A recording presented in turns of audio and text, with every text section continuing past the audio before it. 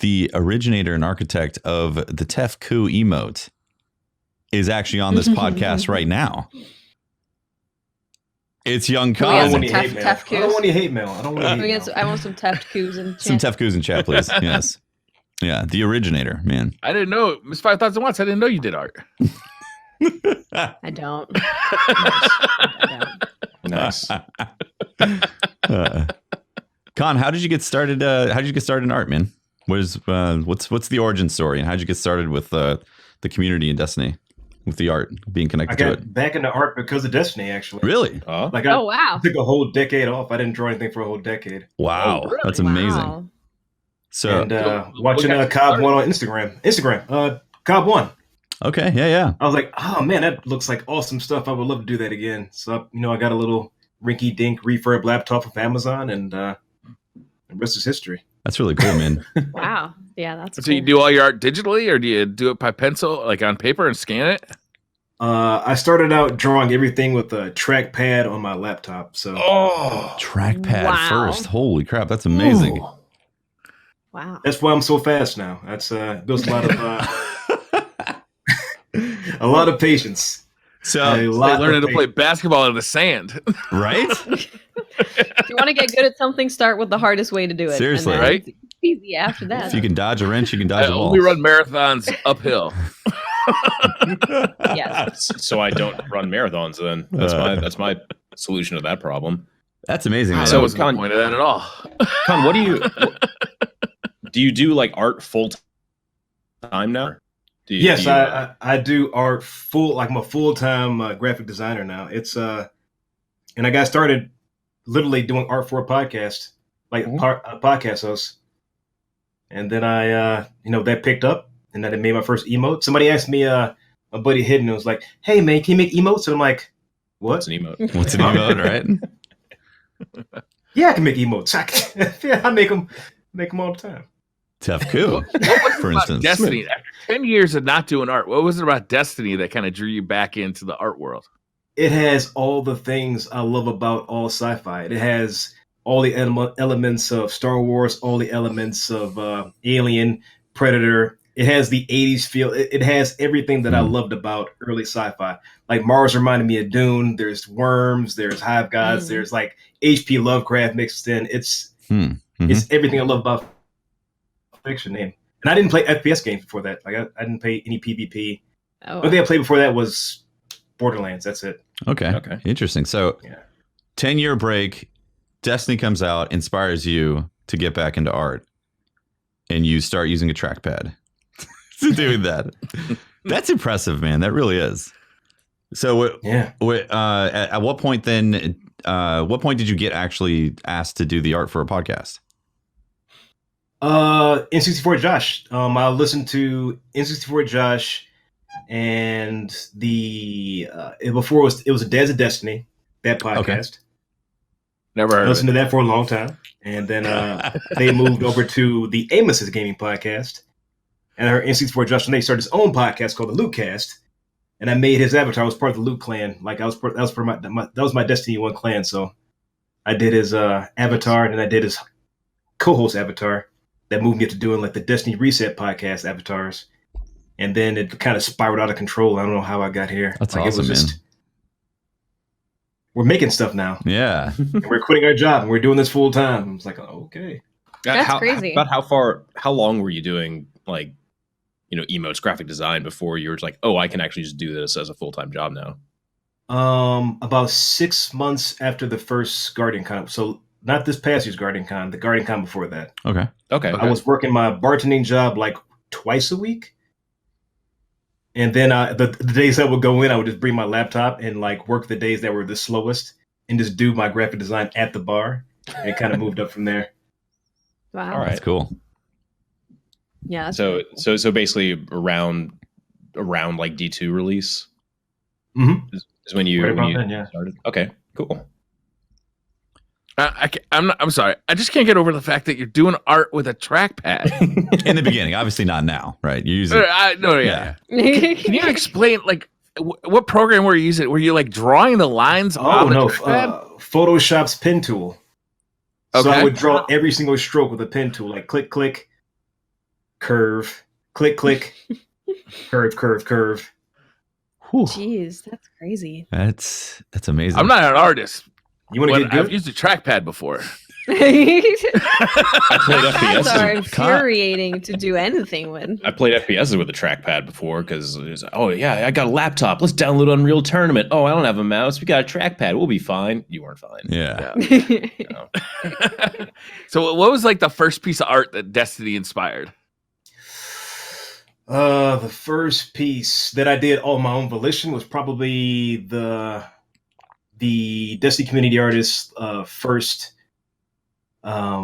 artist piece we did. It was like 40 Guardians in that one, and I made myself as a Guardian with a trackpad. I had Dark Drinker on my back. I had the Chris Alpha Loop on. I had a Titan mark. I had the Vaulted Glass like Hunter leggings. It was crazy. That's really cool, man. Nice. That's Where really can people find your art? Like if they want to check it out, like where's the best place to go looking for it? You can find like my website at conartist.org because I'm a confidence man. And other than that, you can find it on Instagram at instagram.com/youngcon. That's it. Yeah. Or I'm live on Twitch 7 nights a week, 8 hours a day. So yeah, I wanted to ask about that too. So you're streaming basically every day. And when did you start streaming art on Twitch? And what inspired that actually? My buddy Too Loud TX, we were doing a podcast together called the Destiny Community Content Radio podcast. And he's like, man, people would like to see you do that. I'm like, nobody wants to see me do this. And I was wrong about that. Really wrong. The channel, like I only been streaming for about 14, 15 months. Uh-huh. I'm already at 5,000 followers, and I just hold it like a study, like 200 subs, which I'm just like, it's really cool, man. Really good. I didn't use Twitch before that. I didn't. I really didn't. Yeah. And it was just like now people are like, if I don't show up on time, people are like, "Are you okay? You gonna be on tonight?" I'm like, "Yeah, I'm gonna be on tonight." My mom doesn't call me this often. Yes, I'll be there. So you've obviously moved past the trackpad. Although I would if you said you were going to do a stream on just the trackpad, I'd have to tune into that without a doubt. Yeah, I would have for to tune sure. I've demonstrated it a number of times. People You have? like, All right, we have to look. like all I have is my laptop. I don't know. I can't do. I don't have a drawing tablet. I don't want any excuses. I don't want your excuses. You can do it. See, that's what's impressive about it, man. It's like you literally said no barriers. I'm doing this. Like I want to make something from nothing with whatever tools that I have. Because like the trackpad is so unintuitive for that stuff. Like even when I'm browsing on the web, sometimes the trackpad is like, Jesus, man. So to actually make like what you just described on your first piece for the mural of artists, like that. Mm-hmm. I mean, that's intense. There's a lot of details in there. So I'm thinking about the trackpad use right there. It's a testament to saying I'm doing this no matter what. You know, like the confidence, like you just said, like you're a confidence man, right? Mm-hmm. Yeah, that's what conquering is all about. That's really cool, Not man. being stopped. Hmm? So now, like, what does the average drawing look like now that you've moved on? Like, this is a paid gig now. So, like, are you using like a drawing tablet with a stylus? And yeah, I'm using an Artisoul D16. It's like a mid-level tablet. I haven't really even though I do it full time, I could probably afford a Cintiq. I'm just like, I don't think I need one. I'm a man of necessity. Like I only get things when I necessarily need them. So for sure, I could do this shit with a trackpad. What do you need? if anything, just buy a nicer trackpad then, right? Yeah, man. There you go. The trackpad. More accurate trackpad. Yeah. Like no excuses. That's all. Like one of those. Apple had one of those magic pads. Remember that? It was like a big trackpad. Yeah, I got one right over here. Yeah, I really like those. I want one. Just instead of having like an extra mouse that I use for my like my other stream computer, I want a trackpad, man. I think Microsoft makes one. That's actually really smart. Yeah, like I use one on my Mac. It's really convenient. I have it sitting over here so that I can just look over it if I want to record something in Elgato. I can just like click it real quick. I don't have to use a mouse because I already got two mics on my desk here. One for the streaming PC and one for the gaming PC. So the third one is just overkill, you know. Yeah. It's just ridiculous. Yeah, of course. You're just flexing now. I mean, yeah, that's what I got on my desk too. I mean, I got the exact same setup you have. This camera doesn't turn, so I can't show you guys. I'm not at the table.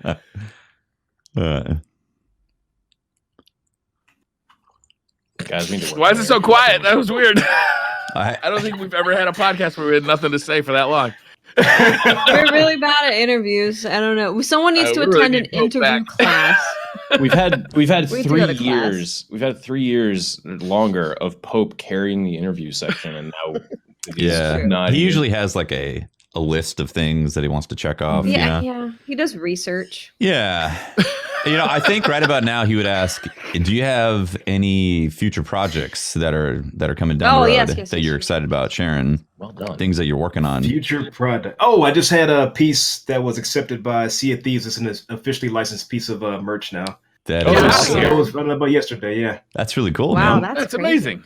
What is it? That is amazing. That's a big deal. It's called Dead Man's Chest. It's like an octopus with a pirate hat on, like strangling the chest, and there's like 2 cutlasses in the background. Is this going to be like on t-shirts or in-game? It's on t-shirts. Art? It's on the DBH store. Oh, cool, man. Yeah. That is. I make a lot of stuff. Store, right? I'll find it. I make a lot of stuff. Discord was having a little issues right there. Yeah. Actually, I was wondering also what's like the range of stuff you make. Also, obviously, you make emotes, you make avatars, you made shirt designs. Like, do you do full graphic design? Full rebrands, all that. Yeah. Animations. I got to work with TWAB recently on some work for a client. Emotes. I make anything that has to do. I'll try anything, basically.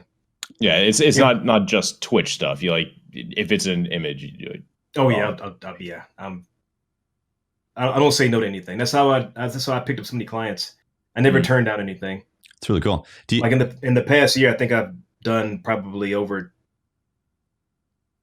1,800 pieces of individual art, or 2,000 individual pieces of individual art. That's I've always wondered, is it hard to do emotes, like being constricted to such a small amount of space and like that few pixels? Is that like a difficulty? Is it a challenge? Like, a verbose person would have trouble writing things on Twitter. Does an artist have trouble getting something into such a small space for an emote? I relate the skills you possess to make an emote are the same skills you possess to like hit a nail. The first time is you're going to miss. You're going to miss a lot. You're going to hit your finger. But after a while, you're just throwing nails at the wall and just smacking them. That's all emotes are. Fail fast, fail often. Yeah. So you can get it right. I broke 2,400 last week. That's in the span of about 2 years. 2,400 emotes. Wow. That is a lot of emotes. That's a lot, man. Yeah. I make a lot of emotes. So I got a question for you. See, obviously you got a lot of work, a lot of content that you produce, like each week.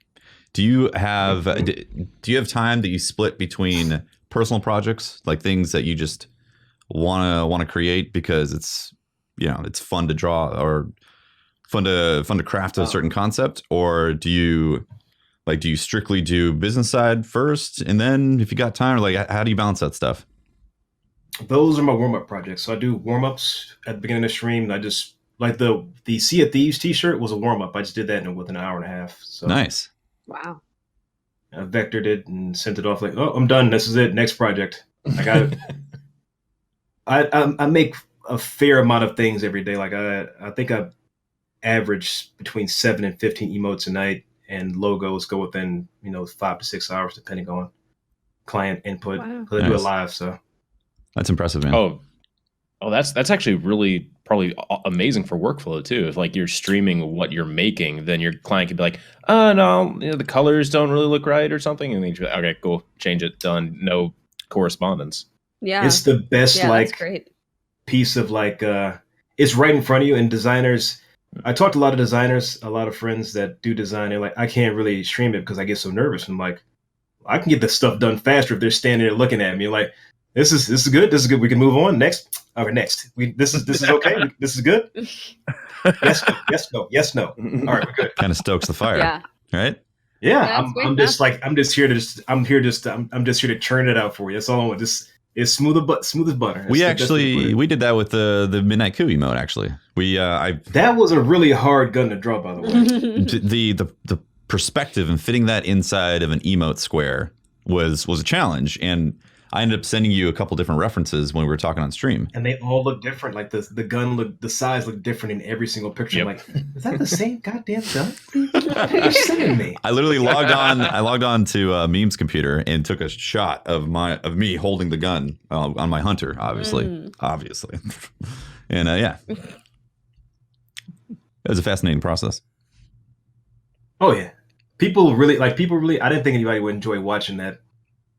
For 7 to 10 hours a day, and I was wrong, so wrong.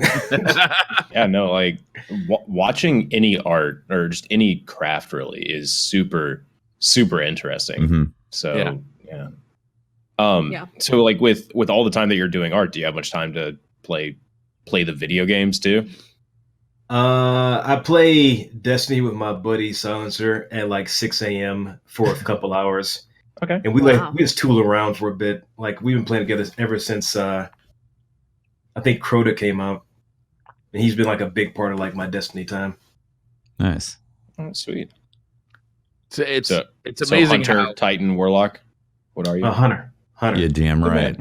Good man. Mm-hmm. It's amazing how friendships can kind of like form and like bond and like kind of be fed over like in a video game, right? It's like that time you spend just like running strikes or playing PvP or just even like out on patrol, like collecting materials. Like there's always like banter and back and forth, and you end up like talking about the weirdest things together. But like friendships really do form in a game like this. It's amazing like that. Yeah, my clan, when I'm not sure if you guys knew this, but during the release of The Taken King, right before that, I was diagnosed with a muscle disease, and I couldn't really like use my hands, and I couldn't see out of one eye. I had an eye patch on. Wow. I couldn't walk. I couldn't really work. Wow. It's a neurological autoimmune disease, so everything like wasn't firing, and we would just sit and like on the moon and just like run around because I couldn't play PvP. Like there was no me shooting anything, so like my clan basically kept me sane because I couldn't leave the house. I couldn't do anything else, so I was just playing Destiny all day basically. Wow. And not doing anything that was like I couldn't run a strike or anything like that. Like sometimes I could, and sometimes I couldn't. Yo, that's wild. You're really into weightlifting, right? Mm. Yeah, it was powerlifting. Was that because of getting diagnosed, or were you into weightlifting before that? I was bodybuilding as a hobby before then, and then I was at my bartending job, and all of a sudden I got double vision. And it kind of spiraled out of control, and then I couldn't like swallow water or like chew food. Wow! And this eye like it didn't coordinate anymore, so I had the eye patch to like stop it from moving. So once I had a surgery called a thymectomy, where they split up my sides and pulled out my thymus gland, and that therapy pretty much put me in remission with I take medication every 3 or 4 hours, but it's been quite the ride. And Destiny's been there the entire time for me. That's wild, man. I'd imagine the creative streams and the artwork goes really well also with that recovery, right? Yeah. Like what was that? I got the laptop, and I was like, oh man, I'd really like to get into doing some more art, and then I couldn't really draw right when I got sick. So I had all these ideas, like all the things I want to do. Because when you get into surgery, you realize all the things you wanted to do might not happen. Like, yeah, that's why I do so much every day. I try to squeeze the most out of every single like interaction. It's wild, man. Right? Yeah, because you never know what it's like to not have it and not have that option until you go through it. Yep. And then you miss all the little tiny things that you could do before. Yeah, absolutely. Yep. Wow, what a crazy story. Yeah, man. That's awesome that you had your clan there to kind of help you through that too. Yeah. They saved my sanity. Trust me, they saved my sanity. I can imagine.